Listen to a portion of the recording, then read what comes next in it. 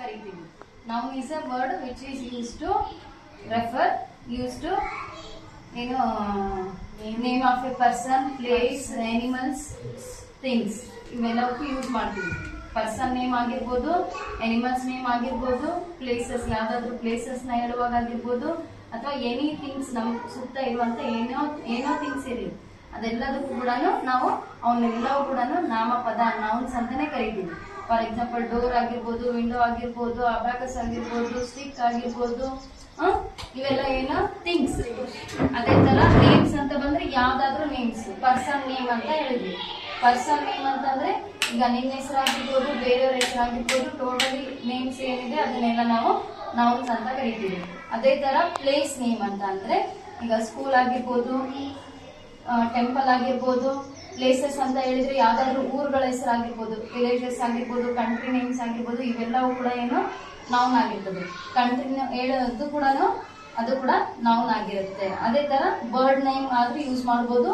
ಒಟ್ಟಿನಲ್ಲಿ ಏನಾದ್ರೂ animals, living things ಏನ್ ಬರುತ್ತೆ ಎಲ್ಲವೂ ಕೂಡ ಏನಿರುತ್ತೆ ಅದು ನೌನ್ ಆಗಿರುತ್ತೆ. ಅದನ್ನ ಕನ್ನಡದಲ್ಲಿ ಏನಂತ ಹೇಳ್ತೀವಿ, ನಾಮಪದವು ವ್ಯಕ್ತಿಯ ಹೆಸರನ್ನಾಗಲಿ, ಪ್ರಾಣಿಯ ಹೆಸರನ್ನಾಗಲಿ, ಸ್ಥಳದ ಹೆಸರನ್ನಾಗಲಿ, ವಸ್ತುಗಳ ಹೆಸರನ್ನಾಗಲಿ ಸೂಚಿಸುವಂತ ಪದಗಳೇ ನಾಮಪದಗಳು ಅಂತ ಕನ್ನಡದಲ್ಲಿ ಹೇಳ್ತೀವಿ.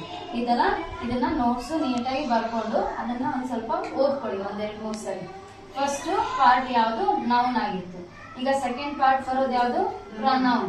ಪ್ರನೌನ್ ಅಂತ ಅಂದ್ರೆ ಕನ್ನಡದಲ್ಲಿ ಸರ್ವನಾಮ ಪದ ಅಂತ ಕರಿತೀವಿ. ಸರ್ವನಾಮ ಪದ. ಈಗ ನೌನ್ ಅಂತ ಇಷ್ಟೊತ್ತು ಏನ್ ಹೇಳಿದ್ವಲ್ಲಪ್ಪ ನಾವು, ನೌನ್ಸ್ ಇವೆಲ್ಲ ಯೂಸ್ ಮಾಡಿದ್ವಿಲ್ಲ. ಪರ್ಸನ್ ನೇಮ್ ಆಯ್ತು, ಎನಿಮಲ್ಸ್ ನೇಮ್ ಆಯ್ತು, ಥಿಂಗ್ಸ್ ನೇಮ್ ಆಯ್ತು, ಪ್ಲೇಸಸ್ ನೇಮ್ ಆಯ್ತು, ಬರ್ಡ್ಸ್ ನೇಮ್ ಆಯ್ತು, ಇವೆಲ್ಲ ಏನ್ ಹೇಳಿದ್ವಲ್ಲ, ಇವುಗಳನ್ನ ಬಿಟ್ಟು ಇವುಗಳಿಗೆ ನಾವು ಇದ್ರ ಬದಲಾಗಿ ಬೇರೆ ಪದಗಳನ್ನ ಯೂಸ್ ಮಾಡ್ತೀವಿ. ಹೇಗೆ ಅಂತಂದ್ರೆ ಈಗ ನಿನ್ನ ಹೆಸರಿದೆ, ಪವನ್ ಅಂತ ಹೆಸರಿದೆ. ನನ್ ಪ್ರತಿ ಸಲೇನು ಪವನ್ ಊಟ ಮಾಡ್ತಾನೆ, ಪವನ್ ಸ್ಕೂಲ್ಗೆ ಹೋಗ್ತಾನೆ, ಪವನ್ ಮನೆಗ್ ಬರ್ತಾನೆ, ಪವನ್ ಹೋಮ್ವರ್ಕ್ ಮಾಡ್ತಾನೆ, ಪದೇ ಪದೇ ಹೇಳ್ತಾ ಇದ್ರೆ ಚೆನ್ನಾಗಿರುತ್ತಾ? ಅದ್ರ ಬದಲಾಗಿ ನಾನು ನಿನ್ ಬಗ್ಗೆ ಹೇಳುವಾಗ ಏನ್ ಮಾಡ್ತೀವಿ, ಪವನ್ ಅಂತ ಹೇಳಿದ ನಂತರ ಹಿ ಅಂತ ಯೂಸ್ ಮಾಡ್ತೀವಿ. ಹೌದಾ? Instead of a noun, noun ಬದಲಾಗಿ ಯೂಸ್ ಮಾಡುವಂತ ಪದ ಏನಂತ ಕರಿತೀವಿ ನಾವು, ಪ್ರನೌನ್ ಅಂತ ಕರಿತೀವಿ. ಅದಕ್ಕೆ ನಾವು ಸಾಕಷ್ಟು, ಈಗ ನಿನಗೆ ಹಿ ಅಂತ ಹೇಳಿದ್ವಿ, ಅಥವಾ ನಾನ್ ನಿನ್ನ ಎದುರುಗಡೆನೆ ಇರುವಾಗ ಯು ಅಂತ ಕೂಡ ಯೂಸ್ ಮಾಡ್ತೀವಿ, ನೀನು ಅಂತ ಯೂಸ್ ಮಾಡ್ತೀವಿ. I, we, he, she, it, you, they, their, our, mine, our, your, yours, its, ಇವೆಲ್ಲ ಏನು ಜಾಸ್ತಿ ಬರ್ತವಲ್ಲ ಇದೆಲ್ಲ ನೋಟ್ಸ್ ಆಗಿ ಬರ್ಕೊಳ್ತೀನಿ. ಅದೆಲ್ಲ ಏನಾಗಿರುತ್ತೆ, ಪ್ರನೌನ್ಸ್ ಆಗಿರುತ್ತೆ. ಅದಕ್ಕೆ ನಾವು ಎಕ್ಸ್ಪ್ಲನೇಷನ್ ಏನ್ ಕೊಡ್ಬೋದು, pronoun is a word which is use to instead of a noun ಅಂತ ಹೇಳ್ಬೋದು. ಅದನ್ನ ಕನ್ನಡದಲ್ಲಿ ನಾವೇನ್ ಹೇಳ್ತೀವಿ, ನಾಮಪದದ ಬದಲಾಗಿ ಉಪಯೋಗಿಸುವಂತ ಪದಗಳೇ ಸರ್ವನಾಮ ಪದಗಳು. ಅದನ್ನ ಸ್ವಲ್ಪ ಓದು, ಕನ್ನಡದಲ್ಲಿ ನಿಮ್ಗೆ ಟಫ್ ಆದ್ರೆ ಓದು ಅದನ್ನು. ಅದೇ ತರ ನೆಕ್ಸ್ಟ್ ಪಾರ್ಟ್ ಏನಿದೆ, ವರ್ಬ್ ಇದೆ. ನೆಕ್ಸ್ಟ್ ಥರ್ಡ್ ಪಾರ್ಟ್ ಬಂದ್ಬಿಟ್ಟು ವರ್ಬ್.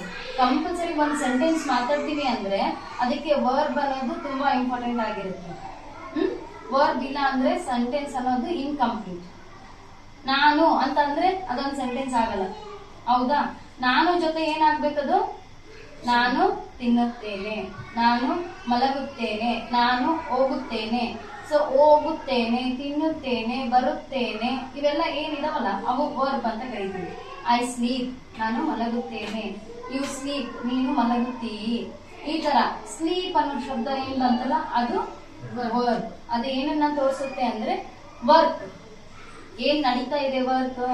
ಮಲಗೋದು ಕೂಡ ಒಂದು ವರ್ಕ್, ಅದು ಒಂದು ಕೆಲ್ಸನೇ. ಹೌದಾ?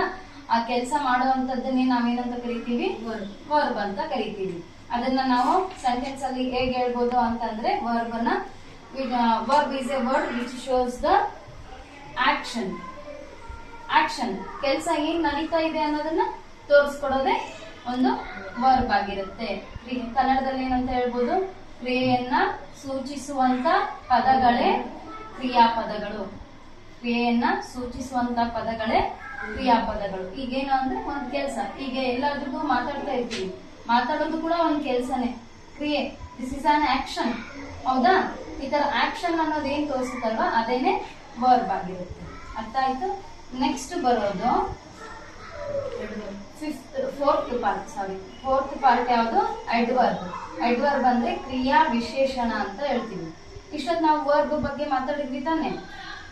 ಐ ಸ್ಲೀಪ್ ಅಂತ ಹೇಳಿದೆ, ನಾನು ಮಲಗುತ್ತೇನೆ. ಐ ಸ್ಲೀಪ್ ಅರ್ಲಿ, ನಾನು ಬೇಗ ಮಲಗುತ್ತೇನೆ. ಅದನ್ನ ಅಂದ್ರೆ ಸ್ಲೀಪ್ ಮಲಗೋದ್ರ ಬಗ್ಗೆ ಏನ್ ಹೇಳ್ತಾ ಇದೆ, ಇದು ಎಕ್ಸ್ಪ್ಲೈನ್ ಮಾಡ್ತಾ ಇದೆ, ಬೇಗ ಅನ್ನೋದನ್ನ ತೋರಿಸ್ತಾ ಇದೆ. ಹೌದಾ? ಸೊ ಅದೇ ತರನೇ he runs fastly. He runs fastly. Fastly ಅನ್ನೋ ವರ್ಡ್ ಏನಿದೆ, ಅವನು ಹೇಗೆ ಓಡ್ತಾನೆ, ವರ್ಬ್. ರನ್ ಅನ್ನೋದೇನು ವರ್ಬ್. ಆ ರನ್ ಬಗ್ಗೆನೆ ಸ್ವಲ್ಪ ಎಕ್ಸ್ಪ್ಲನೇಷನ್ ಕೊಡುತ್ತೆ. ಹೌದಾ? ವರ್ಬ್ ಇನ್ನೊಂದು ಸ್ವಲ್ಪ ಜಾಸ್ತಿಯಾಗಿ ಹೇಳುವಾಗ ಏನ್ ಮಾಡ್ತೀವಿ, ಫಾಸ್ಟ್ಲಿ ಅಂತ ತಗೊಂಡಿವಿ. Fastly ಅನ್ನೋದೇನಿದೆ adverb. ಅದೇ ತರನೇ ಶಿ ರೈಟ್ಸ್ ನೀಟ್ಲಿ, ಅವಳು ಚೆನ್ನಾಗಿ ಬರೆಯುತ್ತಾಳೆ. ಅವಳು ಬರೆಯುತ್ತಾಳೆ ಅನ್ನೋದೊಂದು ಸೆಂಟೆನ್ಸ್. ಬಟ್ ಹೇಗೆ ಬರೆಯುತ್ತಾಳೆ? ಚೆನ್ನಾಗಿ. ನೀಟ್ಲಿ ಅನ್ನೋದೇನಿದೆ ಅದು ಏನದು? ಅಡ್ವರ್ಬ್. ಅರ್ಥ ಆಗ್ತಾ ಇದೆನಾ? ನೆಕ್ಸ್ಟ್ ಫಿಫ್ತ್ ಪಾರ್ಟ್ ಬಂದ್ಬಿಟ್ಟು ಅಡ್ಜೆಕ್ಟಿವ್. ಅದಕ್ಕೆ ನಾವು ಇದನ್ನ ಏನ್ ಕೊಡ್ಬೋದು, ಅಡ್ವರ್ಬ್ಗೆ ಕ್ರಿಯೆಯನ್ನು ವರ್ಣಿಸುವಂತ ಪದಗಳಿಗೆ, ಕ್ರಿಯೆಯನ್ನು ವರ್ಣಿಸುವಂತ ಪದಗಳಿಗೆ ಕ್ರಿಯಾ ವಿಶೇಷಣ ಅಂತ ಕರಿತೀವಿ ಅಂತ ಹೇಳ್ಬೋದು. ಅದೇ ತರ ನೆಕ್ಸ್ಟ್ ಪಾರ್ಟ್ ಫಿಫ್ತ್ ಪಾರ್ಟ್ ಬಂದ್ಬಿಟ್ಟು ಅಡ್ಜೆಕ್ಟಿವ್. ಈಗ ಇಲ್ಲಿ ನಾವು ಕ್ರಿಯೆಯನ್ನ ವರ್ಣಿಸುವಂತ ಪದಗಳನ್ನ ಕ್ರಿಯಾ ವಿಶೇಷಣ ಅಂತ ಹೇಳಿದ್ವಿ. ಅಡ್ಜೆಕ್ಟಿವ್ ಅಂದ್ರೆ ನಾಮ ವಿಶೇಷಣ.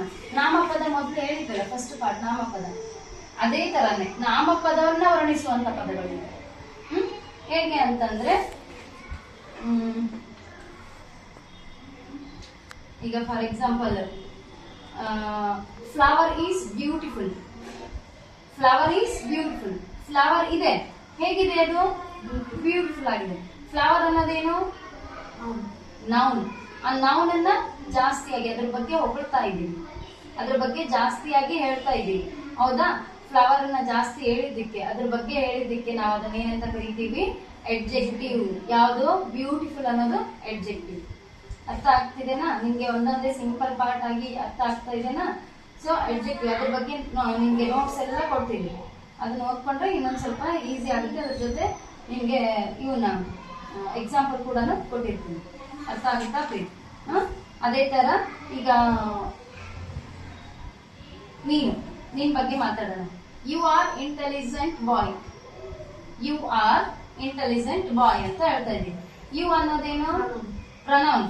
ಅಲ್ಲಿ ನೌನ್ ಆದ್ರೂ ಆಗಿರ್ಲಿ, ಪ್ರನೌನ್ ಆಗಿದ್ರು ಆಗಿರ್ಲಿ, ಆ ನೌನ್ ಮತ್ತೆ ಪ್ರನೌನ್ ಅನ್ನ ಜಾಸ್ತಿ ಒತ್ತಿ ಹೇಳೋದು ಅಥವಾ ಅದ್ರ ಬಗ್ಗೆ ಹೊಗಳಿ ಹೇಳೋದು, ಅದರ ವಿಶೇಷತೆಯನ್ನ ತಿಳಿಸೋದು ಏನಿರುತ್ತಲ್ವಾ, ಅದೇ ಅಡ್ಜೆಕ್ಟಿವ್. ಇಂಟೆಲಿಜೆಂಟ್ ಬಾಯ್ ಅಂತ ಹೇಳಿದೆ. ಯು ಆರ್ ಬಾಯ್ ಅಂತ ಹೇಳ್ಬೋದು.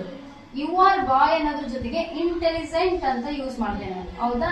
ಇಂಟೆಲಿಜೆಂಟ್ ಅನ್ನೋದು ಏನ್ ಬಂತಲ್ಲ ಅಲ್ಲಿ, ಅದು ನಿಮ್ಗೆ ಏನ್ ತೋರಿಸುತ್ತೆ?